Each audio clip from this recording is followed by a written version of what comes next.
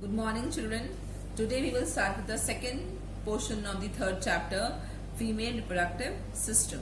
We have already learned about the male, so when I'm explaining it to you, please try to compare the male with the female part. The first thing we need to remember here is that there are two types of sex organ: primary sex organ and secondary sex organ. Primary sex organ are those organs which are basically involved in the formation of gametes, and in case of female it is ovary. The secondary sex organ are the organs which are assisting in reproduction, and here it is oviduct, a pair of oviduct, a pouch-like structure called as uterus, cervix and vagina. So they are basically helping in reproduction. Besides that, we also learned that there are certain accessory glands in males. Similarly, here also we are having certain accessory glands, and they are just two here: mammary gland and Bartholin glands, also called as bulbourethral gland. And just as in males we had penis as an external genitalia, here we have vulva. Now we will learn the detailed structure one by one. So in females, the ovaries are positioned in the abdominal region, not like males. Males were having extra abdominal testes, but in ovaries, the ovaries are abdominally placed and they are almond shaped. They are small, about 2 to 4 centimeters in length and about 1.5 centimeters in width with 1 centimeter thickness, right? They are white in color and they are placed abdominally. Now they need to be attached so that they don't go anywhere. So here they are attached with the abdominal wall by a mesentery-like structure called as mesovarium, and they are also attached with the uterus by a ovarian ligament. So you can see that there are certain ligaments. One ligament is here, a broad ligament is here, and a mesovarium is placed here, which are positioning the ovary in the abdominal region. Okay. Now we will learn the structure of ovary. See, ovary is, if you look at the ovary, it's a broad structure, and if we try to learn it internally, we can see that it is lined by a germinal epithelium. Okay? Now, just below the germinal epithelium, we can differentiate the two areas into cortex and medulla. Just like your other part of organs where we divide it into two parts, here also we are classifying it into two parts, cortex here and medulla. The cortex is made up of connective tissue, whereas medulla is made up of areolar connective tissues. Okay? Just outside the cortex, there is a germinal epithelium lining, which is, okay, and it is having another layer of tunica albuginea. It is not mentioned here. I am repeating it once again. Children, pay attention. Just outer to the cortex and inner to the germinal epithelium, there is a weakly developed layer called as tunica albuginea. This is also present in the testes, okay, and it is also present in the ovaries. Fine. Now you can see that there are many follicles. These follicles are called as primary follicles, and they are present in the medullary region. Now every month one follicle comes out and starts developing. So this primary follicle will accumulate, or many follicular cells will arrange itself around itself with the help of follicle stimulating hormone released from your anterior pituitary. And this primary follicle will finally convert into secondary, and then tertiary, and then finally into a Graafian follicle. And this is all done with the help of a hormone called as follicle stimulating hormone secreted by your anterior pituitary. And during this stage only, this primary follicle, which was containing primary oocyte, finally divides and gets converted into secondary oocyte. So here meiosis 1 also starts taking place. This you will learn when we will learn oogenesis. Now, children, here you need to understand that the Graafian follicle is a very important part here. So I am explaining it to you in detail. A Graafian follicles actually looks like this. Okay, you can see that there are many follicular cells present here. Now basically a Graafian follicle is about 2.5 centimeters in diameter, and it is having two layers, or you can say basic two layers called as discus proligerus. Fine. So just look at the diagram. This is called as discus proligerus, and here inside we have a secondary oocyte. This secondary oocyte is attached with a tuft of follicles called as cumulus oophorus. Please remember that this secondary oocyte is covered by many follicular cells, and there is a kind of a germ hill. It is also called as germ hill or cumulus oophorus. This is attaching this oocyte with the walls. Now there is a cavity-like structure present here. This cavity is called as antrum, and this is filled with a liquid-like structure called as liquor folliculi. Okay, it is called as liquor folliculi. Now children, remember here that these multi-layered membrana granulosa, it is the outermost layer is called as theca externa, though it's not written in the diagram, but please make a mention here that outer layer is called as theca externa and the inner layer is called as theca interna. So this Graafian follicle is basically a mature follicle which is containing a secondary oocyte. This will rupture and will release the secondary oocyte. So this stage is called as ovulation. Okay, and it is very important stage of in this entire reproduction, where the ova is released. Now when the Graafian follicle ruptures and releases the ova, then what will happen? See here, you can see that it is releasing the ova. Then the outer shell is left. This is called as corpus luteum or yellow body. This corpus luteum releases another hormone called as progesterone, which basically maintains the pregnancy. And finally, if the fertilization does not take place, there is no fertilization, there is no zygote formation, then in that case, after say 10 to 15 days, this corpus luteum stops generating progesterone. Finally, and again we enter into a next menstrual cycle.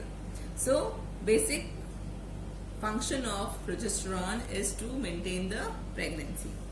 Then this corpus luteum further degenerates and shrinks and forms a white body called as corpus albicans. So you can see here a corpus albicans is formed, right? Now let us move further. We will learn about the structure of fallopian tube. So fallopian tube or the oviduct, right? This is basic area where the fertilization is taking place. Since we are having two ovaries, so here also we are having a pair of oviduct or fallopian tube, which are long tube-like structure, which is almost about 10 to 12 centimeters in length. Now there are three basic parts of a fallopian tube. The first part is ampulla, second is isthmus, and third is uterine part. Okay, the first one is ampulla, second one is isthmus, and third one is uterine part. Now ampulla is a outer part which is very wide and funnel shaped. Okay, it's just like you can imagine your hand with fingers. So it just behaves like that, and since there are fingers, we are calling it as fimbriae. So you can look here in the diagram that it is having finger-like structures called as fimbriae, which tries to position it properly. Okay, and just in between it, between this ampulla, we have a pore-like structure or aperture called as ostium. This ostium receives the ovum, which is released from the ovary. Fine. Now the broader part of this ampulla is called as infundibulum. Okay. Now this infundibulum further moves into the ampullary area, and this is the basic area where the fertilization is taking place. So if the question comes, where does the fertilization takes place? So you have to mention ampullary isthmic junction, right? And then finally there is a uterine part. This part is just near to the uterus. So what is the basic function of fallopian tube? It is the conduction of ovum or the zygote, and second, that it is a site of fertilization. So we have learned two most important organs here. The first one was ovary, where the basic function was to release ova and to release two hormones. One was estrogen, other one was progesterone. Estrogen was important to maintain secondary sexual characters, and progesterone was important to maintain the pregnancy. Whereas the fallopian tube, two important functions. One is conduction of ovum and or the zygote, and the second function is it is a site of fertilization. Now we will move to the third part, that is the uterus or the womb. Okay, this is large, hollow, muscular and highly vascular. Vascular means there is a rich network of blood capillaries, and it is inverted pear-shaped structure. Now it is also having basically three parts. The topmost part is called as dome, or because it is dome shaped, called as fundus. The basic body is called as the body or corpus, and finally we have cervix, right? So uterus is a place where the zygote is implanted. A connection between the zygote and mother's body takes place with the help of placentation, and finally that zygote will undergo the process of differentiation and will form an embryo. That embryo, or you can say embryogenesis, which will finally develop into a fetus. So that entire activity, right from implantation till the parturition, the baby is taken care in the uterus. So it is having high flexibility. It can expand to a great size, right? So now here you should remember that uterus, since it's a very important organ, it is having three layers in it.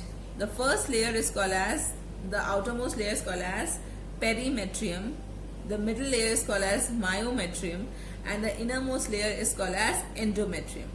The perimetrium is the serosa layer, okay? So it is the outermost layer, it is a protective layer. Myometrium is the muscular layer, which is made up of smooth muscle cells.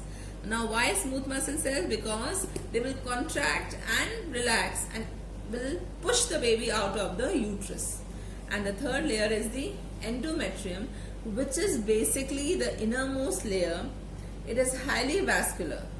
So it is the layer which is preparing itself every month in order to receive the zygote, fertilized zygote, and implant in it. If unfortunately, if it does not receive the fertilized zygote, it sheds off from the female body in the form of menstrual cycle.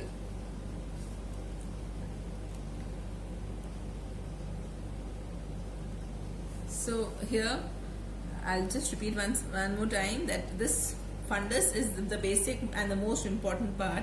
Then the last part is the cervix, which is a narrow opening, right? So a narrow and a lower opening is called as cervix.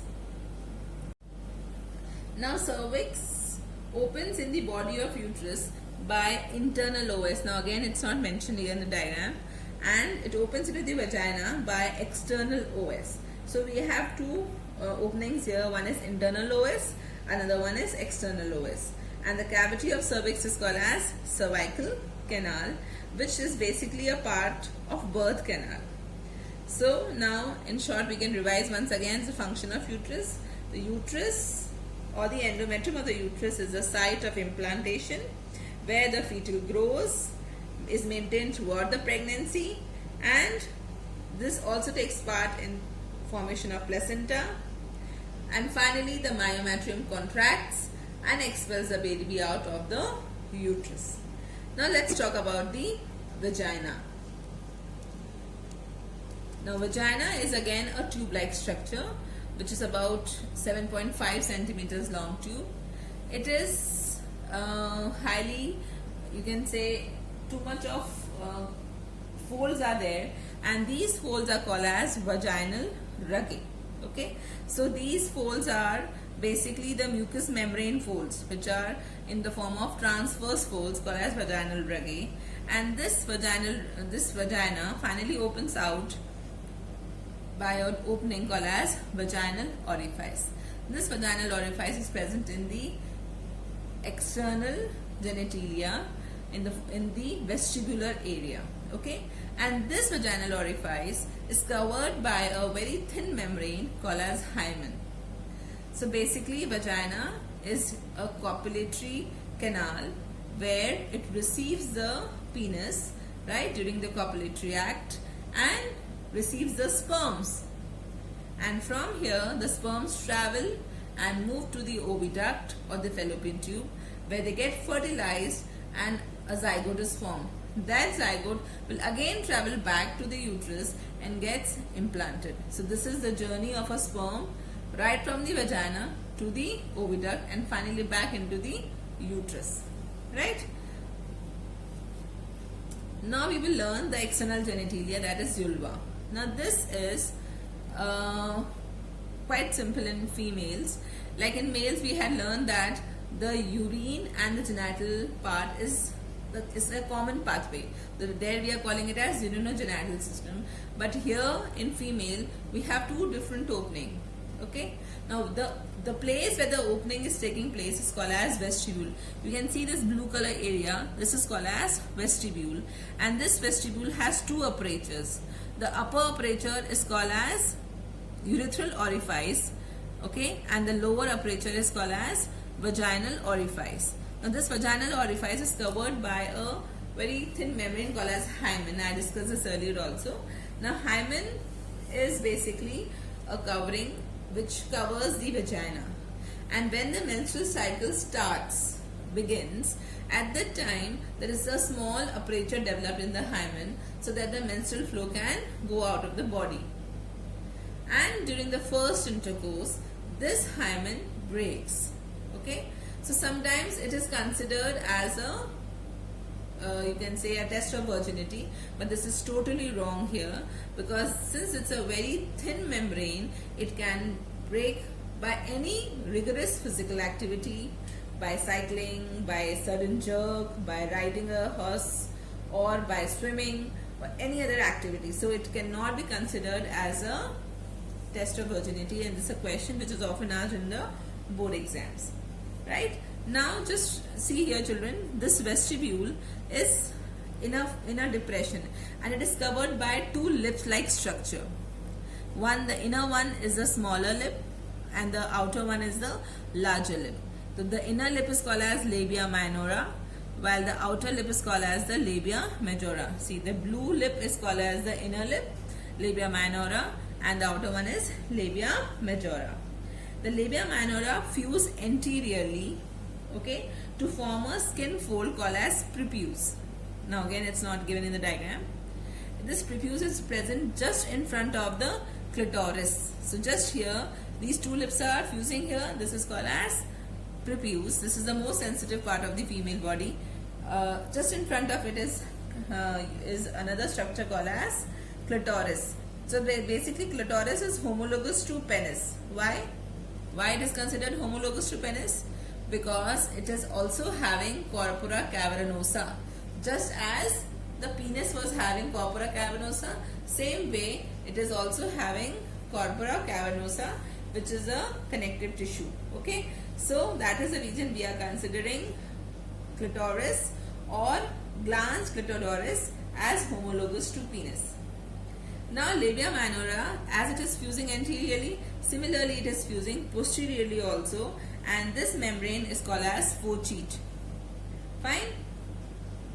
Now the labia majora fuses anteriorly and it is opening into a fleshy elevation, and this is called as mons pubis, and this is the place where the female develops pubic hair. So I am just revising it once. Vestibule, okay, two apertures just near to vestibule, two lips, inner lip and outer lip. Inner lip fuses together in front in the form of prepuce, and at the back in the form of fourchette, whereas labia majora is fusing and it is just opening where there is a mons pubis or a fleshy elevation. So I hope it is clear to everyone. Now let us learn this. I have explained you everything. Now let us learn about the two glands present in the female body. So in the female reproductive body, in the genital part, we have just one pair of gland, and that gland is called as Bartholin gland or bulbovestibular gland. Okay children, now the Bartholin gland is basically a pea-shaped gland present just near to the vaginal orifice. Its basic function is to release mucus, which is basically lubricating the vagina at the time of intercourse and during the parturition. The next gland is the mammary gland, which is the unique feature of the mammals. Basically, mammary gland is a modified sweat gland, okay, commonly called as breast, okay, and when the female matures, when it attains puberty, at that time this gland develops, mammary gland develops and attains a proper size. But it is non-functional. It starts synthesizing milk only at the time of you can say after parturition. That means when female delivers the child, then only the mammary gland starts ejecting milk. Okay, so this is all by the influence of a hormone called as prolactin and oxytocin. Now here you can see that there are many alveoli present. So we can see many lobules or many alveoli are present in a breast, which all gets activated and start forming or synthesizing milk. They have a duct-like structure, and all these ducts finally open into the nipple area, which is basically a retractile area, retractile part, and just near to it is a darkened skin called as areola. Okay, so mammary gland is basically a gland which is a unique feature of the female of the mammals, where the female is secreting milk after parturition. So the female is lactating the child. So now finally we are done with the female reproductive system also. I hope you please revise it thoroughly, learn the diagrams, so that in the next class we can start with the next important topic, that is gametogenesis, which will comprise of two parts, spermatogenesis and oogenesis. Till then, keep revising your lessons. All the best.